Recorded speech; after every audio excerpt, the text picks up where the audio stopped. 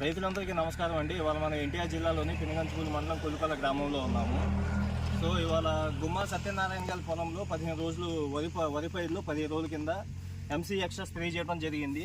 MC extra spray చేసిన తర్వాత మీరు చూసుకోవచ్చు దుబ్బు అనేది ఎలాగొచ్చిందో. దాంతోపాటు ఎంసీ ఎక్స్ట్రా వాడటం వల్ల వచ్చిన దుబ్బు నుంచి ప్రతి ఒక్క దుబ్బు నుంచి కంకి అనేది ఖచ్చితంగా వస్తుంది. సో దీని రిజల్ట్ ఎలా ఉందనేది ఒకసారి రైతు మాటల్లోనే విందాము. నమస్తే అన్న. సో మీకు ఎంసీ ఎక్స్ట్రా స్ప్రే చేసేది కదా, మీకు ఎలా అనిపించింది? బాగానే ఉంది. మీకు గ్రీన్ షూ రావటం కానీ వచ్చింది, దుబ్బు కట్టింది కొద్దిగా బాగుంది, కొట్టుకోవచ్చు.